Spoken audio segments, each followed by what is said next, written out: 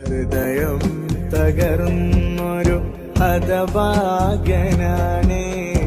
N കനവിൽ അടയണം തിരുനൂറരേ. അരമൽ സലവാത്തുകൾ മൊഴിയും ഈ കൽബിൽ ഹാജത്തായണേണം